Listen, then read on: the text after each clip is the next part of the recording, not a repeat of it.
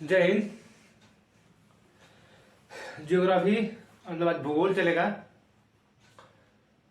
मेरा क्लास एक दिन पॉलिटी चलता है, एक दिन भूगोल चलता है, एक दिन पॉलिटी चलता है, एक दिन भूगोल चलता है। तो भूगोल में सबसे पहले तो मेरा जो पर डे का क्वेट रहता है, जिंदगी एक जंग है, जीतेगा वही जो जी जान ला के लड़ेगा। क्या? जिंदगी एक जंग है, जीतेगा वही जो जी जान लगा के लड़ेगा। समझ में आ रहा है कि नहीं? वैसे तो सभी लोग पढ़ रहे हैं, लेकिन थोड़ा सा भाई ताकत लगानी पड़ती है पढ़ने के लिए। करेगा कोई क्या? पढ़ने पे फोकस करिए। देखिए, हमने आपको भूगोल में जो पढ़ाया है, सबसे पहले मैंने उत्तर भारत का विशाल मैदान, अरे मतलब सॉरी, उत्तर भारत का विशाल पर्वतमाला जो हिमालय है, उसको हमने आपको पूरा बता दिया है।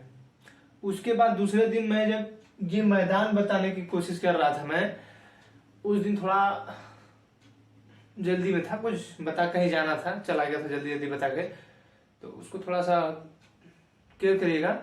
बताया ठीक हूँ, लेकिन थोड़ा सा जल्दी हो गया है। तो उसमें जो बताया कि मैदान का निर्माण कैसे होगा, मतलब कैसे मैदान का निर्माण होगा। तो कभी भी मैदान का जब निर्माण होगा तो मिट्टी रहेगी, खूब दूर तक फैली रहेगी मिट्टी, तभी तो मैदान होगा। समझिए, ऐसा मैदान आप कहते किसे हैं?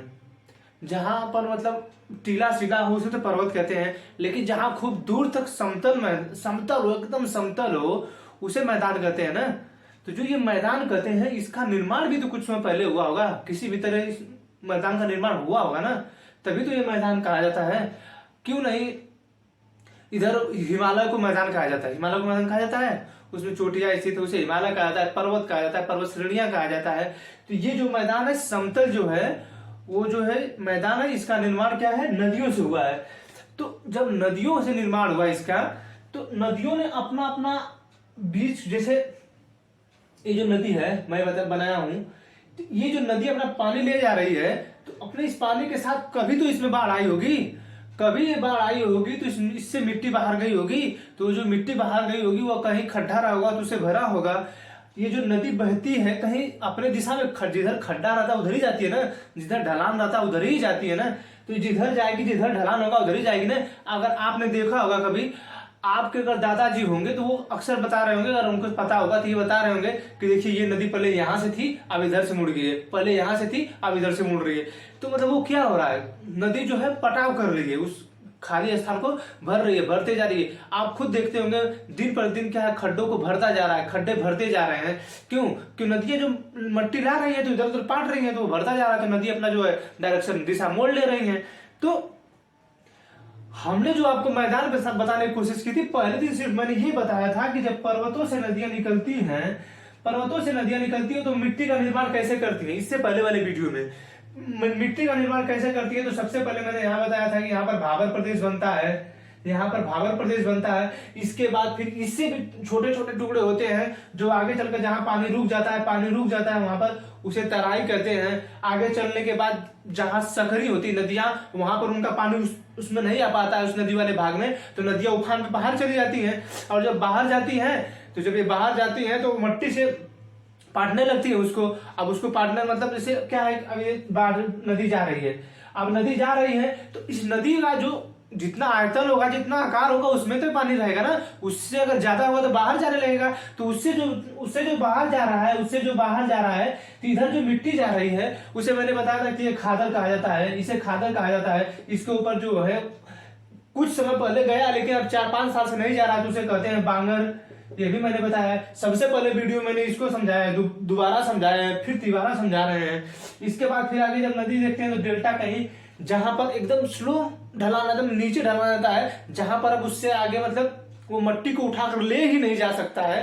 जैसे चलने की जो क्षमता होती है, एक इंसान होता है कि मतलब जब एक व्यक्ति जो दौड़ता है, जब वो दौड़ता है तो सबसे पहले जो होता है तो वो एनर्जेटिक होता है, खूब दौड़ता है, फिर कुछ समय बाद वो स्लो हो जाता है, फिर कुछ समय बाद वो और स्लो हो जाता है, कुछ समय बाद वो धीरे धीरे चलने लगता है, मतलब वार्म अप टाइप चलने लगता है, और कुछ समय बाद फिर बैठ जाता है।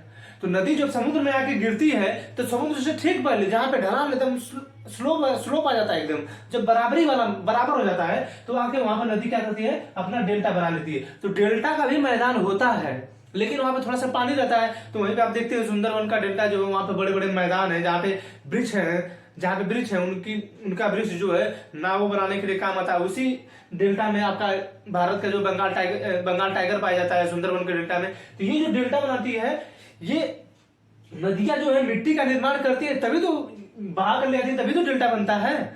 डेल्टा बनता कैसे है? मिट्टी लेके जाती है बहा के, फिर यहाँ पे बनता है, यहाँ पे रुकता है। तो जो यहाँ रुक जाता है सभी चीज, जब यहाँ पे रुकता है तो मतलब पानी क्या है कि जैसे समुद्र के पास जाएंगे तो ढलान हो जाता है।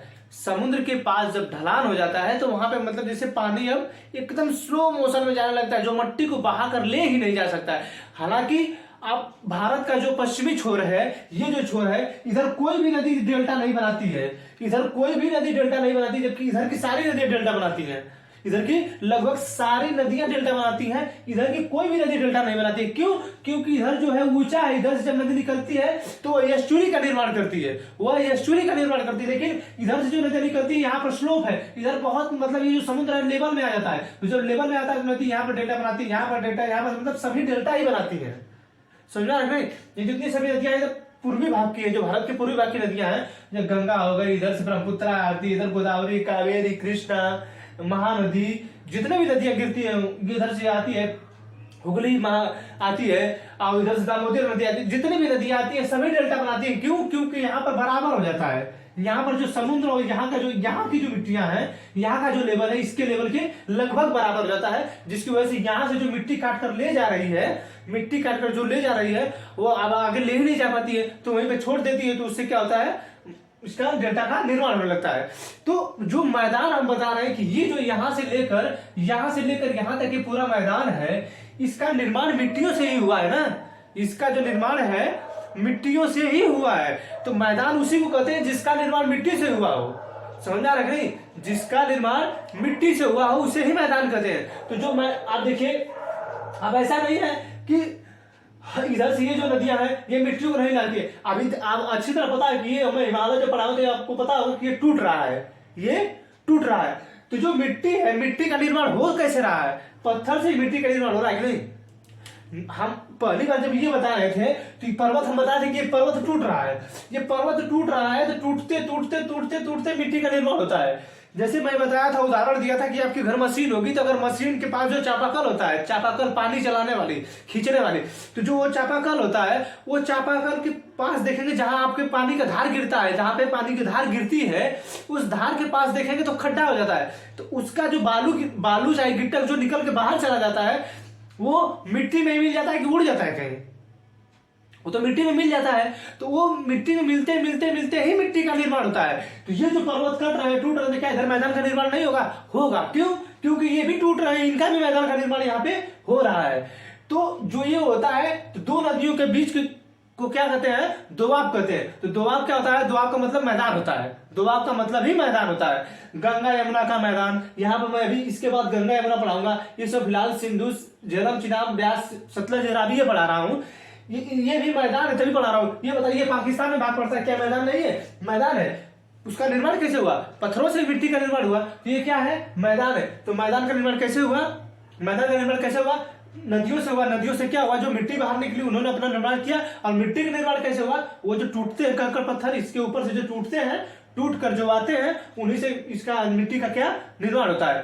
तो ये जो नदियां हैं अब दोआब बनाती हैं, दोआब, दो नदियों के बीच मैदान होता है तो उन्हें कहते हैं दोआब। तो जो दोआब होता है, अब ये सिंधु नदी का पहले बता रहे हैं, इसके बाद फिर आपकी गंगा जो नदी है, ये देखिए ये यहाँ से नहीं है, ये चित्र में थोड़ा सा छोटा पड़ रहा है। ये नदी जो है हिमाचल प्रदेश से ही होकर जाती है, यहीं से हिमाचल प्रदेश है, यहीं से होकर जाती है। लेकिन आप इसे चित्र के हिसाब से समझिए, यहाँ पर उत्तराखंड के पास आ जा रहा है। अगर ऐसे चित्र देखेंगे तो ये उत्तराखंड के पास है। लेकिन हमको आपको समझाने के लिए बता रहे हैं कि ये जो नदी है सतलज हिमाचल प्रदेश से होकर गुजरती है।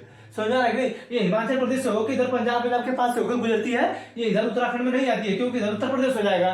तो हम आपको समझाने के लिए बता रहे हैं, इस पर क्लेम ना करें। ये हम आपको पहले बता रहे हैं कि ये जो है इसके ऊपर जाती है, थोड़ा सा चित्र बनाने में दिक्कत हो रहा है, तो आपको समझाने के लिए हमको बता रहे हैं। समझ आ रहा है कि नहीं? तो ये जो नदी है, सिंधु नदी निकलती है इधर से तिब्बत के पठार से, यहां से निकलती है। यहां से जब निकलेगी तो जम्मू कश्मीर होते हुए, लद्दाख होते हुए, जम्मू कश्मीर होते हुए कहां पर गिरती है? यहां पर पाकिस्तान में आकर गिरती है, अरब सागर में। तो अब ये नदी जो है कश्मीर में निकलती है, झेलम। तो झेलम और सिंधु नदी के बीच बनता है कौन सा द्वाब? सिंधु सागर द्वाब। कौन सा द्वाब बनता है इसको मिटा देते हैं, हम लिखते हैं, देखिए मैदान किसे कहते हैं? मिट्टियों से निर्मित होते हैं। और मिट्टी का निर्माण कैसे होता है? पर्वतों से टूट फूट कर होता है। तो ये जो झेलम और चिनाब है, ये झेलम और सिंधु जो है, इनके बीच का जो भाग है, दो नदियों के बीच का भाग है, वो मैदान ही तो है। आखिरकार ये जो नदी है, जिधर ढाल रहता है उधर ही तो जाती है। इस ऊंचे पर्वत से जाएगी तो गिरते हुए खूब तेजी से गिरती है, लेकिन इधर आते आते क्या करती है? स्लो मोशन में, मतलब बराबर हो जाती है। क्या होती है? बराबर हो जाती है। तो ये झेलम और सिंधु, सिंधु दिख रहा है ना, सिंधु प्लस झेलम, इसके बीच जो मैदान है, देखिए क्वेश्चन पूछता है सिंधु और झेलम के बीच कौन सा दोआब है? तो सिंधु सागर दोआब है। कौन सा? सिंधु सागर दोआब। कौन सा है? सिंधु सागर दोआब। कौन सा है? सिंधु सागर दोआब। सिंधु और झेलम के बीच कौन सा है? सिंधु सागर दोआब। क्या है? सिंधु और झेलम के बीच कौन सा दोआब है? सिंधु सागर दोआब। यहां पर जो भाग है इसे क्या कहेंगे? सिंधु सागर दोआब। देख रहे हैं ना, ये नीला कलर दिख रहा है, ये झेलम नदी है, यहां से निकली है, ये झेलम नदी है, दिख रहा होगा, यहां से निकली है झेलम नदी। और यहां से आते आते आते आते आते आते देखिए ये जम्मू कश्मीर में जो है, जम्मू कश्मीर और पाकिस्तान के बीच झेलम नदी इतना दूर तक क्या है, मतलब बॉर्डर बनाती है झेलम नदी। झेलम जो नदी है ये पाकिस्तान और भारत के बीच जम्मू कश्मीर में बॉर्डर बनाती है, सीमा का निर्धारण करती है झेलम नदी। कभी कभी क्वेश्चन पूछता है भारत की कौन सी ऐसी नदी है जो पाकिस्तान और भारत के बीच सीमा रेखा का निर्धारण करती है, तो कौन सी नदी है? ये जो नदी है ये झेलम है। समझना है, ये झेलम नदी ही भारत और पाकिस्तान के बीच सीमा का निर्धारण करती है। ये भी क्वेश्चन आपसे पूछ सकता है, तो आप इसे बता सकते हैं। समझा रखने। और इन दोनों के बीच, सिंधु और झेलम के बीच कौन सा सागर है? दोआब है, सिंधु सागर दोआब। क्या कहते हैं उसे? सिंधु सागर दोआब कहते हैं। समझा रखने। फिर इसके बाद झेलम और चिनाब, झेलम और चिनाब है, झेलम और चिनाब है, तो इन्हें क्या कहते हैं? चाज दोआब। क्या कहते हैं? चाज दोआब। क्या कहते हैं? चाज दोआब। क्या कहते हैं? ये जो है झेलम और चिनाब के बीच क्या है? चाज दोआब है, चाज दोआब। देख रहे हैं ना, चाज दोआब, चाज दोआब। क्या है? झेलम और चिनाब के बीच, ये दोनों के बीच का जो मैदान है उसी का नाम लिखा जा रहा है सिंधु सागर मैदान। दोआब को मैदान कहता है, दो नदियों के बीच का स्थान दोआब होता है, जिसे मैदान कहते हैं। दो नदियों के बीच के स्थान को दोआब कहा जाता है, जिसे मैदान कहते हैं। चाज दोआब, ये जो है चिनाब और झेलम नदी के बीच का स्थान है चाज दोआब। मान लीजिए पूछ दे कभी चाज दोआब किन दो नदियों के बीच का स्थान है, तो क्या बताएंगे? तो ये याद कर लीजिए ना, इन्हीं इसका नाम कुछ काट दिया गया, इसका नाम कुछ काट दिया गया है, इसका तो सीधे डायरेक्ट बताया गया है सिंधु सागर दोआब। समझना रखें। इसके आगे जितना भी बताया जाएगा उनका कुछ ना कुछ नाम काटा रहेगा। तो चाज जो चाज दोआब है वो झेलम और चिनाब नदी से मिलकर बना है। समझना रखें। उसके बाद फिर है आपका रावी और चिनाब। ये जो ब्लैक कलर की दिख रही है ना नदी, ये देखिए, ये ब्यास, चिनाब और रावी, देखिए हम लिख रहे हैं, ये है आपकी रावी। देखिए रावी और चिनाब के बीच, रावी और चिनाब के बीच कौन सा दोआब है? देखिए रावी प्लस चिनाब, रावी प्लस चिनाब, इसके बीच जो दोआब है वह है रचना दोआब। कौन सा दोआब है? रचना दोआब। क्या है? चिनाब और रावी के बीच कौन सा दोआब है? बताइए। चिनाब और रावी के बीच कौन सा दोआब है? चिनाब और रावी के बीच कौन सा दोआब है? रचना। चिनाब और रावी के बीच कौन सा दोआब है? रचना। चिनाब और रावी के बीच कौन सा दोआब है? रचना दोआब। चिनाब और रावी के बीच कौन सा दोआब है? रचना दोआब। समझना रखें। फिर इसके बाद रावी और व्यास के बीच कौन सा दोआब है? रावी और व्यास के बीच कौन सा दोआब है? आप बताइए, पढ़े होंगे कभी ना कभी। तो रावी और व्यास के बीच कौन सा दोआब है? इसके बीच जो दोआब है वो बारी दोआब है, बारी दोआब है। कौन सा दोआब है? बारी दोआब है। कौन सा? बारी। क्या है? रावी और व्यास को काट लिया गया, इसमें भी रावी और चिनाब को रचना कर दिया गया है। समझा रहे नहीं? काट कर जो है इसके भाग को काट लिया गया, बस उसको बना दे रहा है। हम बता रहे हैं आपको मैदान, समझ आ रहा है नहीं। तो इनके जो बीच का मैदान है उनको कहा जाता है रचना दोआब, बारी दोआब, सिंधु सागर दोआब, समझ आ रहा है नहीं, चाज दोआब। लास्ट वाला बचता है ब्यास और सतलज। ब्यास और सतलज कौन सा बचता है? ब्यास और सतलज। ब्यास और सतलज के बीच को क्या कहते हैं? ब्यास और सतलज के बीच के दोआब को क्या कहते हैं बताइए? व्यास और सतलज के बीच के जो मैदान भाग है इसे क्या कहते हैं? ये जानते हैं, ये पंजाब के पास में मिल जाती है। ये बाहर नहीं निकलती, देखिए जहां नहीं, भारत के बाहर नहीं निकाले इसको। और सभी नदियां भारत के बाहर मिलती हैं, सभी नदियां भारत के बाहर मिलती हैं, लेकिन ये जो व्यास नदी है यही सिर्फ भारत के अंदर मिलती है। और कभी कभी क्वेश्चन ये पूछ सकता है ऐसे भारत में ऐसी कितनी नदियां हैं जो भारत में ही निकलती है और भारत में ही मिल जाती है? तो बताएंगे इधर की व्यास नदी है, पूछ देगा ना। सिंधु नदी में मिलने वाली भारत की ऐसी कौन सी नदी है जो भारत में ही निकलती है और भारत में ही मिल जाती है? तो बताएंगे व्यास। और कोई नदी जो है, और कोई जो नदी है वह नहीं मिलती है, भारत में नहीं मिलती, सब भारत के बाहर ही मिलती है।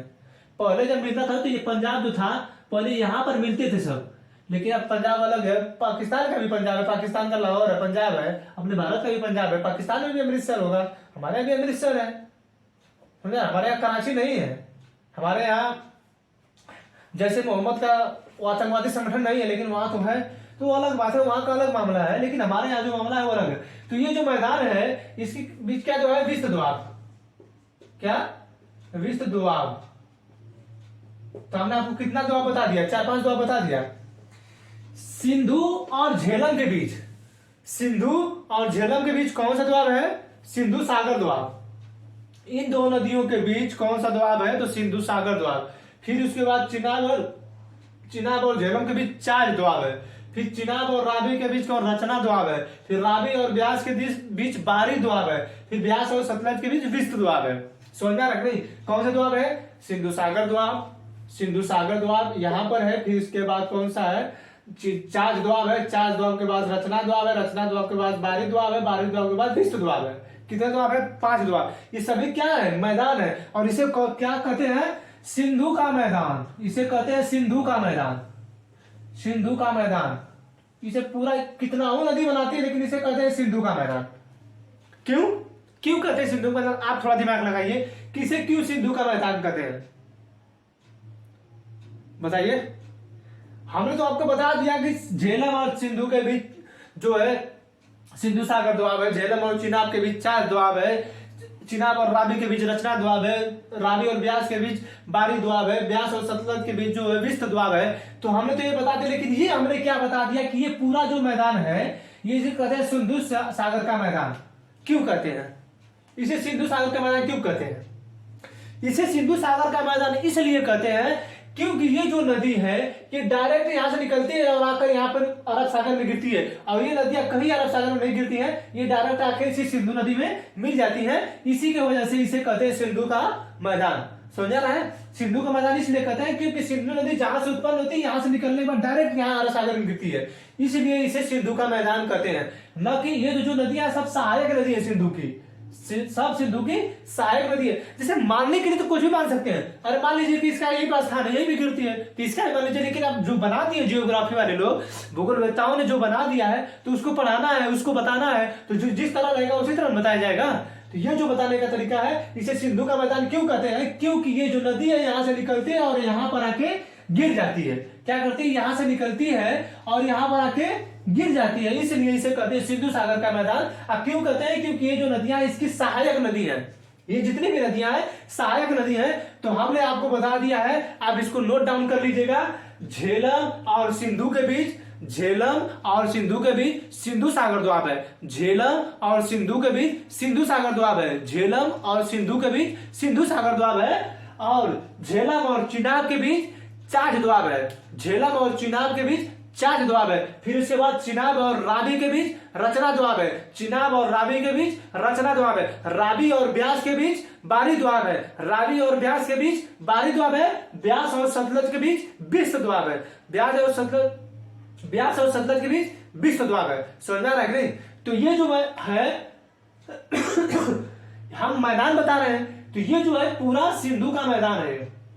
इसको हटा दीजिए, हम कहा बता रहे देख रहे हैं। अब यहां तक मत मान लीजिएगा, आपको यहां तक नहीं मानना है। क्यों नहीं मानना है? क्योंकि यहां नहीं है। हम आपको पढ़ाने के लिए बता रहे हैं, हम आपको पढ़ाने के लिए बता रहे हैं कि यहां पर है ये। अब ये नदी यहीं तक है तो इसको यहीं तक मानेंगे आप, ना कि यहां तक माने। समझा रहे नहीं? इसे यहीं तक मानेंगे जहां तक ये नदी है। तो ये नदी यहीं से गुजर जाती है, जो सतलज होती है यहीं से गुजर जाती है, तो यहीं तक मानेंगे सिंधु जो है, सिंधु मैदान यहीं तक मानेंगे। हम पहले बार बोल दिए हैं कि हम ये बता रहे हैं और यहां से नदी नहीं, हम चित्र छोटा छोटा पड़ रहा है इसलिए हम बता रहे हैं। ये जो नदी है हिमाचल प्रदेश से होकर ही आके यहाँ पर मिल जाती है, और ये पूरा तक इसमें नहीं मिलती है। जो ये जो चिनाब है यही नदी, ये जो है ये हम ये बता रहे हैं कि ये देखिए यहाँ यहीं से देखिए, मानिए ये जो है यहीं से इसको मानिए, देखिए यहीं से होता है, यहीं से है। हम यहाँ से चित्र मेरा छोटा पड़ रहा है इसलिए हम आपको बता रहे हैं कि ये जो मैदान है यहां तक नहीं होगा। ये जो हम आपको बता देते सही से, ये देखिए यहीं तक होगा, ये सिंधु सागर मैदान यहीं तक। ये देखिए हरा मार्कर जो चल रहा है ना, इतना ही होगा, इससे बेसी हो ही गया नहीं। समझ रहे नहीं? देख लीजिए ये इतना, इससे बेसी हो ही नहीं सकता है। समझ रहे ना? क्योंकि ये जो सतलज निकलेगी यहीं से निकल के इधर चली जाती है। हम वो चित्र छोटा पड़ रहा है, हमारे लिखने के लिए समझाने के लिए आपको बताना पड़ा था। सुन रहा है कि नहीं? तो ये जो है इतना आपको हम बता दें। तो ये जो मैदान है हमारे यहाँ, जो मैदान है ये जो सिंधु सागर का मैदान है, एक मैदान आपको पता चल गया। अभी एक बताना है इधर गंगा का, इधर से फिर ब्रह्मपुत्रा का। क्या बताना है? इधर से जो गंगा निकलती है यहाँ पर इसका बताना है, यहाँ से ब्रह्मपुत्रा निकलती है इसका बताना। तो खैर बाहर तो हम इसको पढ़ाएंगे नहीं, ये तो हमसे से क्या मतलब है, हम यही पढ़ाएंगे। समझ में रखने? तो इतना हम पहले अब इसका सिंधु सागर का बता दिए, क्योंकि हम इसलिए बताए सिंधु का क्योंकि सिंधु मुख्य नदी है, सिंधु मुख्य नदी है इसलिए हम उसको बताए हैं। समझ आ रहा है ना? सिंधु मुख्य नदी है इसलिए हम उसको बताए हैं। इसके बाद हम गंगा इसलिए बता रहे हैं, गंगा में बहुत सी नदी मिलती है। यमुना का नाम ले रहे हैं, गंगा में यमुना आके मिलती है, कोसी आके मिलती है, राप्ती आके मिलती है, बूढ़ी गंगा आके मिलती है, इधर आपकी गोमती मिलती है, गंडक मिलती है, सोन नदी मिलती है, आके काली मिलती है, बहुत सी अमरकंटक की पहाड़ी से निकलती है सोन नदी, बहुत सी नदियां मिलती हैं इसमें आके। तो हम उनको नाम नहीं लेना, हमें वो सिंधु की सहायक, अरे गंगा की सहायक नदी है इसलिए उनका नाम नहीं लेना है। क्यों? क्योंकि इनसे सहायक नदियां, ये जो मैदान है इसका सीधे डायरेक्ट जो यहाँ से निकल रही है यहाँ तक जा रही है। और इस वैसे भी गंगा सबसे बड़ी नदी है, सिंधु इन सबों में सबसे बड़ी नदी है, इधर सबसे ब्रह्मपुत्रा सबसे बड़ी नदी है, इसलिए इनका मैदान का निर्माण हो रहा है। और यही एक्चुअली यही लोग मैदान का निर्माण करती है। ये छोटी छोटी नदियां उतना मैदान का निर्माण नहीं कर पाती जितनी बड़ी नदी करती है। अब गंगा नदी जो है अपने पानी का जब विस्तार करती है तो खूब दूर तक कर देती है। आपको पता होगा जब बाढ़ आता है तो खूब दूर तक जाता है पानी इसका, तो वही जो बाढ़ आता है उससे जो मैदान का निर्माण होता है वही ये मैदान है। समझा रहे नहीं?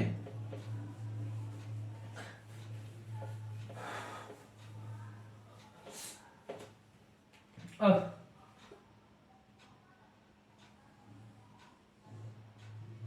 देखिए, अब गंगा नदी निकलती है, गंगा नदी आपकी निकलती है यहां से, यहां से निकलेगी, सॉरी गलती हो गया, गंगा नदी तुम्हारे भारत में निकलती है उत्तराखंड से। हम वहां पे ध्यान चला गया, ब्रह्मपुत्रा समझ में आ गया सर, सॉरी गलती होगी उसके लिए माफी। यहाँ से आपको उत्तराखंड से निकलती है गंगा और यहाँ से निकल के यहाँ पे ली जाती है। तो उत्तराखंड से जब ये निकलती है नदी, तो ये जो नदी का मैदान है ना, इसे कहते हैं या तो अवध का मैदान, इसे या तो अवध का मैदान कहेंगे। ये जो यहाँ पे बगल में है भिवानी का बांगर, हरियाणा में पड़ता है भिवानी का बांगर। यहां तक तो सिंधु सागर तो आप बता दिए, सिंधु सागर का मैदान यहाँ पे पड़ता है ये भिवानी का बांगर। फिर यहाँ पे मध्य प्रदेश के पास पड़ता है मालवा का मैदान, मालवा पठार है मालवा का मैदान, इसे कहते हैं अवध का मैदान या पश्चिम का मैदान, पश्चिमी गंगा का मैदान, इसे गंगा कहते हैं पश्चिमी गंगा का मैदान, इसे फिर कहते हैं मध्य गंगा का मैदान। यहाँ पर आता है आपका पूर्वी गंगा का मैदान। समझा रहे नहीं? यहाँ पर आता है पूर्वी गंगा का मैदान। इसलिए तीन बनाया जाता है क्योंकि ये ढलान है जिस तरह उस तरीके से बनाया गया, इधर ढलान जिस तरह होता जा रहा है उस तरह बनाया गया इस नदी को। तो ये जो नदी है कौन सा, ये का है भिवानी का बांगर, भिवानी का मैदान या भिवानी का बांगर है, ये मालवा का मैदान है। इसमें जो आता है ये जो है पश्चिमी मैदान मानिए गंगा का, या तो अवध का मैदान है। क्योंकि लखनऊ के पास से पड़ता है, इसलिए से लखनऊ को अवध कहते हैं, इसलिए से अवध का मैदान कहते हैं। फिर अवध के मैदान के बाद फिर क्या है, मध्य गंगा का मैदान। ये जो है मध्य गंगा का मैदान है, ये मध्य गंगा का मैदान है। इसके बाद ये क्या है, अवध का मैदान है। अवध का ये या पश्चिमी गंगा का मैदान है। इसके बाद फिर ये पूर्वी गंगा का मैदान, पूर्वी गंगा का ये, चाहे पूर्वी गंगा ही कहिए, पूर्वी गंगा ज्यादा अच्छा आता है। पूर्वी गंगा या निचली गंगा कह दीजिए, निचली गंगा यही होगा। पूर्वी गंगा या निचली गंगा का मैदान, समझ में आ रहा है? पूर्वी गंगा या निचली गंगा का मैदान, पूर्वी गंगा या निचली गंगा का मैदान, पूर्वी गंगा या निचली गंगा का मैदान, पूर्वी गंगा या निचली गंगा का मैदान। क्या कहेंगे, पूर्वी गंगा या निचली गंगा का मैदान कहेंगे। किसे, इसे कहेंगे पूर्वी गंगा या निचली गंगा का मैदान। समझा है नहीं? तो ये जो मैदान है ये इतना क्या है, गंगा का मैदान है, ये गंगा का मैदान है। समझा है नहीं? हम मिट्टी अलग से पढ़ाएंगे, वो अलग। हम मिट्टी निर्मित कैसे हुई हम उसको बता रहे थे। मिट्टी पर्वतों से ही निर्मित होती है, कंकड़ पत्थर से ही निर्मित होती है। हमने आपको उदाहरण दिया था चौना। चौना जानते हैं, गांव में आप देखते होंगे सफेद सफेद का खेत से निकलता है, जहां पर बलुई मिट्टी टाइप रहती है, ऊसर जहां रहता है वहां पे देखेंगे तो इतना बड़ा बड़ा कंकड़ निकलता है। तो वो कंकड़ क्या होता है, उसे कूचेंगे तो कूचा जाएगा, लेकिन एक पत्थर भी कूचा जाता है। लेकिन वो जो कूचा जाता है, तो ये जो पत्थर होते हैं थोड़ा सा कठोर हो जाते हैं, लेकिन वो थोड़ा नर्म रहता है। समझा रख रही? लेकिन मारने के बाद तो उससे सर फूट जाता है, उससे ज्यादा नहीं फूटता है। और नहीं तो छेद भी कर देता। हम लोग तो कई बार उसे मारपीट कर चुके हैं। यहाँ पर ये जब टकला फला होता है तो फिर दिखता है कि अंदर कहाँ में छेद है, उससे तो हम लोग बहुत झगड़ा कर चुके हैं छोटे पर। तो ये जो मैदान है ये गंगा का मैदान है। गंगा के मैदान को 3 भागों में बांटा गया है। कौन से? पश्चिमी गंगा का मैदान, मध्य गंगा का मैदान, फिर पूर्वी गंगा का मैदान या निचली गंगा का मैदान कहिए। निचली गंगा का मैदान जो है, निचली गंगा के मैदान में आता है बिहार आधा बंगाल, और मध्य गंगा के मैदान में आधा उत्तर प्रदेश और आधा बंगाल आधा बिहार आता है। और पश्चिमी गंगा के मैदान में ये पूरा आधा उत्तर प्रदेश आ जाता है। समझा रहे भाई? ये पूरा है आधा उत्तर प्रदेश आ जाता है। ये क्या है, भिवानी का बांगर। ये भी क्या है, मैदान ही है। ये भी नदियों के बीच ही है स्थित है, यहाँ से नदी निकल रही है, यहाँ इसके बीच में स्थित है, ये भी मैदान है। इसके बाद फिर ये मालवा का मैदान है, क्योंकि यहाँ से बहुत सी नदियां निकलती है। जब हम नदी पढ़ाएंगे तो बताएंगे कि मतलब कौन सी नदी आके मिलती है। यहाँ पर यहाँ से जब निकलती है, एमपी से निकलती है, इधर से एमपी से निकलती है, इधर राजस्थान से निकलती है, जो नदी निकल के आती है इसमें, तो बहुत सी नदियां के मिलती हैं। तो ये भी अपने मैदान का निर्माण करती है, क्योंकि निर्माण जब भी होगा नदियों से ही मैदान का निर्माण होगा। ऐसे कैसे मैदान का निर्माण होगा? क्योंकि ये जो बना था भारत जब भारत बना क्या, जब ये भारत का जो गोंडवाना लैंड था, जब अंगारा लैंड से टकराया था तो वहां पे खड्डा हो गया था, तो नदियां जाके भरी हैं, उस मिट्टी को ले जाकर भरी हैं। तो उसके बाद पहले सबसे पहले उस पर्वत का निर्माण हुआ, हिमालय पर्वत का। उसके बाद जो ये मैदान का निर्माण करना था, कि जो खड्डा था उसको भरते भरते इस मैदान का निर्माण नदियों ने किया है। समझा रहा है नहीं? तो जो है गंगा का मैदान है, ये सिंधु का मैदान है, ये यहाँ पे आ जाता है ब्रह्मपुत्रा का मैदान। यहाँ पर ब्रह्मपुत्र, ये नदी आती है ब्रह्मपुत्रा, तो इसे कहते हैं ब्रह्मपुत्रा का मैदान। क्या कहते हैं इसे? ब्रह्मपुत्रा का मैदान, इसे कहते हैं ब्रह्मपुत्रा का मैदान। क्या कहते हैं? ब्रह्मपुत्रा का मैदान कहते हैं इसे। समझा रहा है नहीं? तो हमारे यहाँ कितने टाइप के मैदान है? एक तो है सिंधु का मैदान, ये सिंधु, फिर ये गंगा, फिर ये ब्रह्मपुत्र नदी।